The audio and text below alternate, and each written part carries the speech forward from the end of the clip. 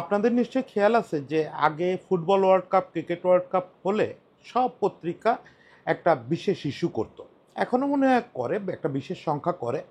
সেখানে আমার একটা দায়িত্ব ছিল। আমি প্রত্যেক ফুটবল ওয়ার্ল্ড কাপের আগে একটা কমন স্টোরি করতাম যে এবার ফুটবল ওয়ার্ল্ড কাপ মিস করতে যাচ্ছেন যেসব তারকা, তার ভিতরে বেশিরভাগ বছরই একটা দুইটা বড় বড় নাম থাকে। কিন্তু ক্রিকেটে এই ঘটনাটা খুব বেশি ঘটে না। সারা বছর খেলার লোড টোড নানা রকম ইকুয়েশন আছে, যে কারণে ক্রিকেট স্টাররা এক ঝাঁক স্টার বিশ্বকাপ মিস করতেছেন, বড় টুর্নামেন্ট মিস করতেছেন, এটা খুব নিয়মিত ঘটনা না। সেই ঘটনাটাই এবার চ্যাম্পিয়ন্স ট্রফিতে ঘটতেছে। এক ঝাঁক মানে আক্ষরিক অর্থেই এক ঝাঁক, অন্তত পক্ষে 10 জন সুপারস্টার বিভিন্ন দলের, তার ভিতরে অস্ট্রেলিয়ার সবচেয়ে বেশি 10 জন সুপারস্টার এবার চ্যাম্পিয়ন্স ট্রফি মিস করতেছেন। এটা খুবই দুর্ভাগ্যজনক একটা চ্যাম্পিয়ন্স ট্রফি হতে যাচ্ছে, যেখানে বিশ্বের অন্যতম সেরা 10 জন ক্রিকেটারকে আপনি দেখতে পাবেন না।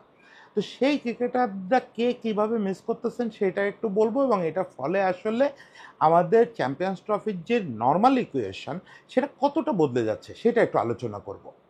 প্রথমে একটু ব্যাখ্যা দিয়ে নেই, ওই যে বললাম যে ফুটবলে এই ঘটনাটা রেগুলার কিন্তু ক্রিকেটে না কেন। সেটা হচ্ছে ফুটবলে যে সিজনটা এটা খুব কম্প্যাক্ট। বেশিরভাগ বড় দলগুলোকে দুইটা তিনটা খুব আঁটো টুর্নামেন্ট খেলতে হয়। একটা হচ্ছে যার যার লিগ খেলতে হয়, সঙ্গে ওই দেশের একটা কাপ থাকে। লিগ এবং কাপ একদম ম্যান্ডেটরি। এরপরে বড় তারকারা তো বড় দলে খেলেন, ফলে তাদেরকে আবার চ্যাম্পিয়ন্স লিগও খেলতে হয়। এই তিনটা ভয়ানক ইন্টেন্সিভ টুর্নামেন্ট খেলার শেষে হয় হচ্ছে 4 বছর বাদের ওই বিশ্বকাপ টুর্নামেন্ট। এখন ওই তিনটা ভয়াবহ ইন্টেন্সিভ টুর্নামেন্ট খেলার ফলে সিজনের শেষ দিকে এসে, এটা কিন্তু প্রতি সিজনেই ঘটে কিন্তু আমরা টের পাই না, সিজনের শেষ দিকে এসে বহু খেলোয়াড় ক্লান্তিজনিত ইনজুরিতে পড়ে যান। অনেক সময় দেখা যায় যে বিশ্বকাপ শুরু হওয়ার পর পর সেই ক্লান্তিজনিত ইনজুরিটা আসছে।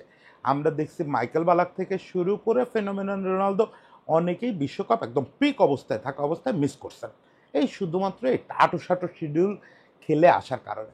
কিন্তু ক্রিকেটে এটা হয় না। ক্রিকেটে যেটা হয় যে ক্রিকেটের শিডিউলটা এবং ক্রিকেট খেলার ধরনটা ফুটবলের চেয়ে অনেক বেশি, কি বলবো আমি, মোলায়েম। এখানে ব্যাপারটা অনেক বেশি রিল্যাক্স। আসলে টি-20 আসার আগে তো ক্রিকেটে এই গ্লোবাল টুর্নামেন্টগুলোর বাইরে এত বেশি খেলাই ছিল না। তখন টেস্ট হতো লম্বা গ্যাপ গ্যাপ দিয়ে, ওয়ান ডে হতো একটা 3 ম্যাচ 5 ম্যাচের সিরিজ, তারপরে লম্বা একটা বিরতি। এখানে ঘরোয়া টুর্নামেন্টগুলোতে ইন্টারন্যাশনাল ক্রিকেটাররা অত বেশি ইন্টেন্সিভলি অংশ নেন না, ফলে ক্রিকেট ওই রকম প্রেশার দেয় না। যে জন্য আমরা দেখি ক্রিকেটের যখন গ্লোবাল টুর্নামেন্ট আসে, সেটা টি-20 world cup, one day world cup বা চ্যাম্পিয়ন্স ট্রফি, অলমোস্ট সবাইকে আমরা পাই। দু একটা ছোট নাম বা অনেক সময় দু একটা বড় নাম মিসিং থাকে। কিন্তু এবারের ঘটনাটা একদম মহামারীর মতো, একদম মহামারীর মতো। ওই যে বললাম যে কমপক্ষে 10 জন সুপারস্টার নাই হয়ে গেছে, এবং তার সবচেয়ে বড় সাফারার হচ্ছে অস্ট্রেলিয়া। অস্ট্রেলিয়ার আপনি যদি দেখেন 2023 ওয়ার্ল্ড কাপটা যে তারা জিতছে, 2023 ওয়ানডে ওয়ার্ল্ড কাপ, ওটার সঙ্গে তো আমরা কম্পেয়ার করব, কারণ এটা আরেকটা ওয়ানডে বিশ্বকাপের মতো, ওয়ানডে চ্যাম্পিয়ন্স ট্রফি। তো সেইখানকার সঙ্গে আপনি যদি তুলনা করেন, ওই বিশ্বকাপ জয়ী দলের একাদশের 5 জন সদস্য নাই, একদম নাই, including their captain, their world cup winning captain. এই 5 জন সদস্য কিন্তু এমন না যে স্কোয়াডের নাম ঢুকানোর জন্য ছিলেন, এই 5 জন একদম তাদের মূল একাদশের মেম্বার।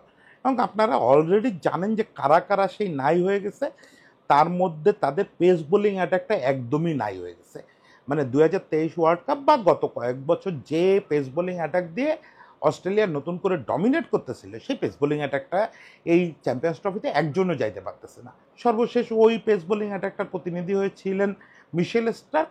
আজকেই ক্রিকেট অস্ট্রেলিয়ার নির্বাচক জর্জ বেইলি জানাচ্ছেন যে মিশেল স্টার্ক নিতান্ত ব্যক্তিগত কারণে এই টুর্নামেন্ট থেকে নাম প্রত্যাহার করতে চাইছেন, এবং ব্যক্তিগত কারণটা আমরা শেয়ার করেন নাই, কিন্তু বেইলি বলছেন যে ওর কারণটা আমার কাছে খুবই যৌক্তিক মনে হয়েছে, ফলে ওকে ছুটি দেওয়া ছাড়া উপায় নাই। ফলে স্টার্কও নাই।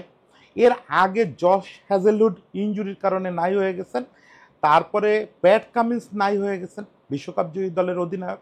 মানে ওদের পেস বোলিংটা কী ছিল দেখেন, হ্যাজেলউড, কামিন্স, স্টার্ক, মানে একবার গায়ে কাপড় ধরানো একটা পেস ট্রায়ো। সে পেস ট্রায়ার একজনও খেলতে পারতেছে না। এর সঙ্গে আপনি যদি এই ব্যাপারটারে আর একটু এক্সপান্ড করেন, যে এটা তো ফ্রন্ট লাইন 3 জন পেসার নাই, ফ্রন্ট লাইন 3 জন পেসারের পাশাপাশি ওদের 2টা পেস বোলিং অলরাউন্ডার আছে যারাও আসলে 11-এ খেলে, সেই 2জনও নাই। মিচ মার্শ আগে থেকেই নাই, মিচ মার্শ সম্ভবত পুরো যে নাই, এই নাই গ্রুপের মধ্যে সবার আগে জানাইছে যে সে থাকতে পারতেছে না। মার্কাস স্টোইনিস পার্সোনাল রিজনে সেও নাই। তার মানে 5 জনের ভিতরে 3 জন জেনুইন ফাস্ট বোলার আর 2 জন পেস বোলিং অলরাউন্ডার। মানে ওদের ফাস্ট বোলিং সেট আপটা পুরো 5টাই নতুন নামাইতে হবে, যারা গত কয়েক বছরে নিয়মিত খেলে নাই অস্ট্রেলিয়া দলের হয়ে। অস্ট্রেলিয়া যেটা বললাম যে সবচেয়ে বড় সাফারার। তবে একক খেলোয়াড়ের উপরে ভরসার কথা যদি বলেন, তাহলে আমি বলবো সবচেয়ে বড় ধাক্কাটা খাইলো ইদানিং এসে ইন্ডিয়া। সেটা হচ্ছে জসপ্রীত বুমরা খেলতে পারবে না। জসপ্রীত বুমরা খেলতে পারবে না এরকম একটা আওয়াজ গত কয়েক মাস ধরেই ছিল। তারপরে তারা বুমরাকে, মানে বুমরা ইন্ডিয়ার জন্য এখন এত জরুরি যে ওরা বুমরার ইনজুরি আছে জেনেও তাকে স্কোয়াডে রাখছিল, কিন্তু শেষ পর্যন্ত পারে নাই বুমরা। বুমরা আপনারা জানেন তার যে এক্সটেন্সিভ আর্ম অ্যাকশন এবং তার যে ছোট রান আপ সব মিলায় খুবই ইনজুরি প্রন একটা ক্রিকেটার। ফলে বুমরাকে নিয়ে ওরা আর পারলো না, বুমরা সরে দাঁড়ালো, বুমরাও চ্যাম্পিয়ন্স ট্রফির স্কোয়াডে নাই। এটা ইন্ডিয়ার জন্য বিরাট আঘাত হলো, বিরাট আঘাত হলো। আমি শেষ দিকে একটু আলোচনা করব যে ইনজুরি এবার কোন দলের ইকুয়েশনটা কেমন চেঞ্জ করছে, তখন বলবো যে বুমরার না থাকাটা ওদের কত বড় ধাক্কা হয়ে গেল। একই রকম আরেকজন পেস বোলার হারাইছে সাউথ আফ্রিকা। ওদের যে মানে one of the best pacer নরকিয়াও ইনজুরির কারণে খেলতে পারতেছে না। আমার কেন যেন মনে হচ্ছে এবার মূল ধাক্কাটা পেসারদের উপর দিয়ে যাচ্ছে। দেখেন অস্ট্রেলিয়ার 5টা পেসার, ইন্ডিয়ার বুমরা, সাউথ আফ্রিকার নরকিয়া, এই তো 7 জন একদম জেনুইন পেসার নাই। মানে এবার আপনি পেস বোলিং দেখতেই তো পাবেন না চ্যাম্পিয়ন্স ট্রফিতে। অবশ্য যে ফ্ল্যাট উইকেটে খেলবে আমি জানি না পেস বোলারদের আদৌ কিছু করা থাকবে কি না। আফগানিস্তান দলটাকে আপনার কাছে ছোট মনে হতে পারে, কিন্তু আফগানিস্তান, এই রিকি পন্টিংও বলছে যে আফগানিস্তান কিন্তু এই চ্যাম্পিয়ন্স ট্রফিতে ভালো চান্স আছে। এবং রিকি পন্টিং একটু মানে আমাদের আক্রমণ করেই বলছে এই জাতীয় আক্রমণ আমাদের নিতে হবে, যে আফগানিস্তানের চান্স বাংলাদেশের চেয়ে বেটার। আসলেই তাই, এই মুহূর্তে বাংলাদেশের যে অবস্থা তার চেয়ে আফগানিস্তানের অবস্থা বেটার। সেখানে ওদের খুব গুরুত্বপূর্ণ সদস্য ছিল গজনফর, যদিও সে ইয়াং, অল্প কিছুদিন আগেই দলে যোগ হয়েছে, কিন্তু খুব গুরুত্বপূর্ণ। গজনফরও খেলতে পারতেছেন এই টুর্নামেন্টটা। বড় একটা ধাক্কা, বিরাট একটা ধাক্কা খেয়েছে পাকিস্তান, স্বাগতিক পাকিস্তান।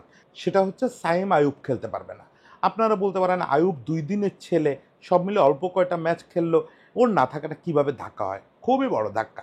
দেখেন পাকিস্তান, সব দল যেটা হয় যে 2 দিনের হোক, 4 দিনের হোক, 6 দিনের হোক, মোস্ট ইনফর্ম ক্রিকেটারটার উপরে সবচেয়ে বেশি ভর করে। তো সাইম আয়ুব গত কয়েক মাস ধরে পাকিস্তানের ওয়ানডে জেম, যদিও তার টি-20 অভিষেক হচ্ছে, টেস্ট অভিষেক হচ্ছে, ওই 2 ফরম্যাটে সে খুব ভালো কিছু করে নাই, কিন্তু ওয়ানডেতে সে আক্ষরিক অর্থে আমরা যেটা বলি ফাটায় দিচ্ছে। 9টা ম্যাচ খেলছে, 62+ অ্যাভারেজ, অলমোস্ট 63 অ্যাভারেজ। 9 ম্যাচের অ্যাভারেজ দিয়ে আসলে বিচার করা যায় না, কিন্তু আপনি জাস্ট দুটো জিনিস দেখেন, 9 ম্যাচে ওর 3টা সেঞ্চুরি এবং একটা হাফ সেঞ্চুরি। সেই হাফ সেঞ্চুরিটা হচ্ছে 82 রান, মানে অলমোস্ট 9 ম্যাচে 4টা সেঞ্চুরি পেয়ে যাচ্ছিল। এছাড়াও একটা 42 রানের ইনিংস আছে। 9 মাসের মধ্যে নিজেকে একটা দলের ভরসায় পরিণত করার জন্য যা করা দরকার আয়ুব সেটা করছেন। এবং আয়ুব আপনারা চেনেন, আয়ুব গত বিপিএলেও আমাদের এখানে খেলে গেছে, এবারও ঢাকার হয়ে খেলার কথা ছিল, কিন্তু যে ইনজুরিটার কারণে আয়ুব এখানে আসতে পারেনি, ওই ইনজুরিটার কারণে সে চ্যাম্পিয়ন্স ট্রফিও খেলতে পারতেছে না। এবং আয়ুবের জন্য পাকিস্তান অনেক ওয়েট করছে যে কোনোভাবে তাদের ফিট পাওয়া যায় কিনা। ফলে আয়ুব না থাকাটা পাকিস্তানের জন্য বড় ধাক্কা হচ্ছে। এরপর একটু আমাদের কথা বলে, আমরাও কিন্তু বিরাট একটা ধাক্কা নিয়ে যাচ্ছি। মানে আপনি যেভাবেই দেখেন না কেন, আপনি যদি এই লোকাল যে সেন্টিমেন্ট, লোকাল যে দলাদলি, এটার একটু উপরে উঠে দেখতে পারেন, তাহলে বাংলাদেশ একটা গ্লোবাল টুর্নামেন্ট খেলতে যাচ্ছে সাকিব আল হাসানকে ছাড়া। এটা কিন্তু বাংলাদেশের এই জেনারেশনের যারা দর্শক, আপনারা যারা শোনেন বা আমার যারা ভাই আছে, এরা কিন্তু আসলে এইরকম কোনো ঘটনা এর আগে দেখে নাই। সেই 2007 সাল, মানে সে কত বছর আগের কথা, তারপর থেকে আজ পর্যন্ত আমরা সাকিবরে ছাড়া কোনো গ্লোবাল টুর্নামেন্ট খেলি নাই। এবং আমাদের গ্লোবাল টুর্নামেন্টে বলেন আর গ্লোবাল পর্যায়ে বলেন, একমাত্র বড় পারফরমার সাকিব, বাংলাদেশের এখন পর্যন্ত একমাত্র গ্লোবাল স্টার। তাকে ছাড়া আমরা যাচ্ছি। আমি তার নামটা এই তালিকায় ঢুকাইলাম কেন, লিটনের নামটাও তো ঢুকাইতে পারতাম, কিন্তু লিটন তো আউট অফ ফর্ম বলে বাদ করছে। পরে আপনারা বিপিএলে দেখছেন ফর্মে আসছে, ওইটা তো আর বিবেচ্য না। মূল ব্যাপার হচ্ছে সাকিব তো আসলে বাদ পড়ার কথা ছিল না। সাকিব যদি বোলিং অ্যাকশন আর অন্যান্য টার্মোয়েল না থাকতো, তাহলে সাকিবের ফর্ম যেমনই হোক সাকিব থাকার কথা ছিল। ফলে আমি সাকিবরেও মিসিং ধরে নিচ্ছি। সেক্ষেত্রে আমাদের ধাক্কাটাও কিন্তু কম না। যেভাবেই হোক, সাকিবের যদি ইনজুরি হয়ে ধাক্কা হতো, নিষেধাজ্ঞা হতো, বোলিং অ্যাকশন হতো, অন্য কারণ হতো, যাই হোক এটা বড় ধাক্কা। বাংলাদেশকে সাকিব ছাড়া খেলতে হবে। এবং আমি আশা করতেছি যে কালকে একটা কন্টেন্ট করবো যে সাকিব ছাড়া খেলার জন্য আমরা কি আসলে স্ট্র্যাটেজিক্যালি রেডি কিনা। কারণ প্রথম গ্লোবাল টুর্নামেন্ট খেলতে যাচ্ছি সাকিব ছাড়া, ফলে স্ট্র্যাটেজির বিষয়টা তো আসবে এখানে। সেটা কালকে একটা আলাদা কন্টেন্ট করবো, আজকে এই বিষয়ে আলোচনা না করি। তো আমরা দেখলাম যে মোটামুটি বড় দলগুলো, এছাড়া ইংল্যান্ডের একজন খেলোয়াড় ও অত গুরুত্বপূর্ণ না, এছাড়াও কয়েকজন খেলোয়াড় হারাইছে ইনজুরিতে। আরেকটা ছোট্ট লিস্ট আছে, সেটা হচ্ছে আরও 3জন খেলোয়াড় কিন্তু মিস করতে পারে। এখনও তো চ্যাম্পিয়ন্স ট্রফি শুরু হতে 5-6 দিন দেরি আছে। এই 5-6 দিনের মধ্যে আমরা আরও 3জন খেলোয়াড়কে সরে যেতে দেখতে পারি। তার মধ্যে নিউজিল্যান্ডেরই 2জন, লকি ফার্গুসন, রাচিন রবীন্দ্র, দুজনই এখনও ইনজুরি থেকে সেরে ওঠার কোনো সম্ভাবনা দেখা যাচ্ছে না। ফলে আগামী 5-6 দিনের মধ্যে তারা মাঠে নামতে পারবে এরকম কোনো সম্ভাবনা মিডিয়া অন্তত আভাস দিচ্ছে না। ফলে আপনারা এই নাম দুটো প্রায় বাতিলের খাতে ধরে নিতে পারেন। যে কোনো সময় ঘোষণা আসতে পারে যে রাচিন, লকি ফার্গুসন যে কোনো একজন অথবা দুজনই খেলতে পারতেছে না। এছাড়া পাকিস্তান আর একটা ধাক্কা হজম করতে পারে। হারিস রউফের চেস্টে এক ধরনের অদ্ভুত পেইন হচ্ছে। এটা শুরুতে একটু বাজে ভাবা হয়েছিল যে কার্ডিয়াক কোনো প্রবলেম কিনা, হার্টের কোনো প্রবলেম কিনা। পরে দেখা গেছে পেইনটা মাসেলের, কিন্তু এই পেইনটা মিটিগেট হচ্ছে না। মিটিগেট না হলে যেটা হবে, হারিস রউফের পক্ষে খেলা আসলে সম্ভব হবে না, পারফর্ম করা সম্ভব হবে না। এই পেইনটা এমনভাবে হচ্ছে যে ওর পক্ষে আসলে খেলা সম্ভব না। সে ঠিক প্রপারলি ইনজুর্ড না, এটাকে আপনি ইনজুরি বলতে পারেন না, এটা শরীরে একটা প্রবলেম। এখনও পর্যন্ত প্রপারলি আইডেন্টিফাই হয় নাই যে কেন মাসেলে এই পেইনটা হচ্ছে, এবং এটা পেইন কিলার দিয়েও কমতেছে না। ফলে হারিস রউফ, যদি আপনারা শোনেন যে হারিস রউফও শেষ পর্যন্ত স্কোয়াড থেকে বাদ পড়তে, অবাক হবেন না। এবার আমরা সংক্ষেপে একটু বলি ব্যালেন্সে কি সমস্যা হলো। এটা আমার ধারণা বলার আর দরকার নেই, আপনারাই বুঝে গেছেন। সবচেয়ে বড় ধাক্কাটা তো অস্ট্রেলিয়া খাইছে। অস্ট্রেলিয়ার বোলিং অ্যাটাক কার্যত নবিশ হয়ে গেছে, এবং যে বোলিং অ্যাটাকের উপর ভরসা করে, অস্ট্রেলিয়া তো খুব ব্যালেন্স সাইড থাকে। স্টিভেন স্মিথ এখন অধিনায়ক, ব্যাটিংয়ে সমস্যা নেই, লাবুসেন আছে বা অন্যান্য ইয়াংস্টার যারা আছে ওরা ভালো করতেছে। কিন্তু বোলিং অ্যাটাক যদি আপনার একেবারে নবিশ হয়, আমি সবসময় বলি যে এমনও কিন্তু হতে পারে, আমি আর্গুয়েবলি ধরে নিচ্ছি যে এই 5জন মানে কামিন্স, স্টার্ক, হ্যাজেলউড সহ বাকি এই 5জনের রিপ্লেস যারা করবে ওরা কোয়ালিফাইড। কারণ অস্ট্রেলিয়া তো দেবব্রতরে নিয়ে নামায় দিবে না, ওরা ওই প্রসেসের ভিতর দিয়ে উঠে আসা 5জনেই নামাবে। ঠিক আছে, অস্ট্রেলিয়ার জন্য এরকম ধাক্কা হজম করা খুব কঠিন না, এটা চিরকালই তারা হজম করতে পারে। কিন্তু হয় কি, টুর্নামেন্টটা তো একটা গ্লোবাল টুর্নামেন্ট। এই যে রিপ্লেসমেন্ট 5জন, এরা যদি 2-3টা সিরিজ খেলে তারপরে এখানে আসার সুযোগ পেত, হয়তো তাহলে এত বড় ধাক্কা হতো না। কিন্তু সরাসরি তাদেরকে খেলতে হবে একটা গ্লোবাল টুর্নামেন্ট, এবং সেখানে কোনো নাই, বিকল্প নাই যে না ঠিক আছে ওরা রিজার্ভ থাকবে, ওদের 5জনকে নামতেই হবে, নামতেই হবে। ফলে আপনার 11জনের 5জনই যখন ইনএক্সপেরিয়েন্সড এবং ওদের লোড নিতে হবে এরকম খেলোয়াড় হয়, যে 5জন নাই তারা প্রত্যেককে সুপারস্টার। মানে এদের যে অর্জন, বিশেষত যে 3 ফাস্ট বোলার হ্যাজেলউড, স্টার্ক আর কামিন্স, এরা তো এই জেনারেশনের সেরা ট্রায়ো। তো এই ট্রায়োর লোড নেওয়া এটা আনবিলিভেবল। ফলে অস্ট্রেলিয়া, আমি বলবো যে একদম রেস থেকে সিটকে যাওয়ার মতো অবস্থা হয়েছে। যেখানে চ্যাম্পিয়ন্স ট্রফিটা, আমি বারবার কিছুদিন আগেও একটা কন্টেন্টে বলতেছিলাম যে প্যাড যদি থাকতো, মানে কামিন্স যদি থাকতো এবং ও যদি চ্যাম্পিয়ন্স ট্রফিটা জিততো, তাহলে ওরে কিন্তু সর্বকালের সফল অধিনায়কদের তালিকায় নিতে হতো। তো যাই হোক, ভাগ্য কীরকম দেখেন, সেই স্টিভ স্মিথ এতদিন পরে আবার ক্যাপ্টেন হিসাবে চ্যাম্পিয়ন্স ট্রফি খেলবে, এবং মোটামুটি আমি বলবো রেস থেকে তারা বেশ ছিটকে গেছে এই ইনজুরির কারণে। এর পরের ধাক্কাটা ইন্ডিয়ার, সেটা হচ্ছে যে ইন্ডিয়ার যে ভরসা, ইন্ডিয়ার আপনি দেখেন মানে ইন্ডিয়ার এই টিমটা স্টারডাস্টেড, তাতে কোনো সন্দেহ নাই, কিন্তু এই টিমটায় কিছু প্রবলেমও আছে। এক তো গৌতম গম্ভীর এখনও পর্যন্ত টিমটারে গোছায় উঠতে পারে নাই, সে ফাম্বল করতেছে, একের পর এক সিরিজ হারতেছে, বিভিন্ন টুর্নামেন্টে খারাপ করতেছে। ওইটা ইন্ডিয়া ছাড়া অন্য কোনো দেশ হলে এবং গৌতম গম্ভীরের পলিটিক্যাল পরিচয় না থাকলে গৌতম গম্ভীর চ্যাম্পিয়ন্স ট্রফিতে কোচ থাকতো না, আর সে একদমই টিম সামলাইতে পারতেছে না। তো সেটা একটা ব্যাপার আছে। দ্বিতীয়ত হচ্ছে রোহিত এবং বিরাট কোহলি কতটা ভালো সার্ভিস দেবে এটা নিয়ে স্টিল আমি সন্দিহান। রোহিতের ওই অসাধারণ সেঞ্চুরির পরও সন্দিহান, এটা আমি বলতেছি। রোহিত যদিও ওয়ানডেতে খুব বেশি ফর্ম লুজ কখনোই করে নাই, এবং এখন তো যে সেঞ্চুরি একটা করলো, ফলে ওর উপর ভরসা করাই যায়, তারপরেও সে একটা অন অ্যান্ড অফের ভিতর দিয়ে যাচ্ছে। ফলে রোহিতের ব্যাপারটা পাশে রাখেন, বিরাট কোহলির ব্যাটে কিন্তু একদমই রান নাই। বিরাট কোহলির ফর্মহীনতা নিশ্চয়ই ইন্ডিয়ার জন্য একটা বড় দুশ্চিন্তার ব্যাপার। সঙ্গে তাদের টপ অর্ডারে কী সব রহস্যময় ব্যাপার ঘটতেছে সেটাও আমরা ঠিক জানি না। জয়সওয়ালকে হঠাৎ করে সাইড বেঞ্চে বসায় দেওয়া হয়েছে। তবে বড় ধাক্কা নিশ্চয়ই বুমরা। বুমরা ওদের জন্য গত কয়েক বছরে ম্যাজিক ম্যান, একদম ম্যাজিক ম্যান। ঠিক আছে যে কোহলি, রোহিত এই খেলোয়াড়রা বেসটা গড়ে দেয়, কিন্তু ওদের গত কয়েক বছরে যদি আপনি দেখেন বড় সাকসেসগুলো আসছে বুমরার হাত ধরে। ফলে বুমরা না থাকাটা বিরাট ভোগাবে। হর্ষিত রানা আর যাই হোক বুমরার অভাব পূরণ করতে পারবে না কোনোভাবেই, কোনোভাবেই সম্ভব না। চ্যাম্পিয়ন হইতে গেলে তাদের দরকার ছিল বুমরাকে। সেই জায়গাটায় ইন্ডিয়া অস্ট্রেলিয়ার পরে সবচেয়ে বড় ধাক্কাটা খাইলো। পাকিস্তানের ক্ষেত্রে আমি বলবো যদি হারিস রউফও খেলতে না পারে সেক্ষেত্রে পাকিস্তানের জন্য ব্যাপারটা খুব খারাপ হলো। একদিকে ওই যে আইয়ুব ছেলেটা খেলতে পারবে না, একদিকে হারিস রউফ যদি না খেলতে পারে, এটাও বেশ ধাক্কা হলো।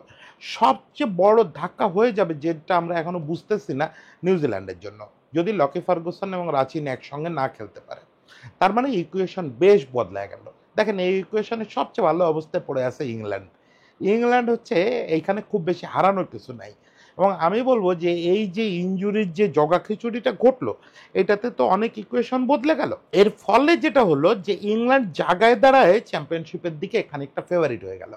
এবং আমাকে যদি বলতে বলেন তাহলে এই চ্যাম্পিয়ন্স ট্রফি শুরুর 1-1.5 মাস আগে বা 2 মাস আগে আমাকে প্রেডিক্ট করতে বললে আমি বলতাম যে মূল কন্টেন্ডার ইন্ডিয়া আর অস্ট্রেলিয়া। এখন কিন্তু আমি বলবো মূল কন্টেন্ডার ইংল্যান্ড আর পাকিস্তান। মানে মূল কন্টেন্ডারটাই চেঞ্জ হয়ে গেছে এই ইনজুরির কারণে। এখন দেখা যাক শেষ পর্যন্ত কি হয়। এত সব ইনজুরি জয় করেও ব্রাজিল 2002 বিশ্বকাপ জিতছিল, ফলে এবারও অস্ট্রেলিয়া সেটা দেখায় দিতে পারে। দেখা যাক যে অস্ট্রেলিয়া ব্রাজিল হতে পারে কিনা। সবার জন্য শুভকামনা, সব দলের জন্য শুভকামনা থাকলো।